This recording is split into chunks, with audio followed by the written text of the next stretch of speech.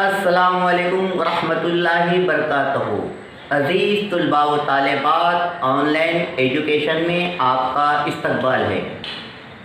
عزیز بچوں، ہم اسکول میں یوم آزادی، یوم جمہوریہ، یوم اساتذہ ایسے موقعوں پر کئی گیت، تقاریر اور ڈراموں میں حصہ لیتے ہیں۔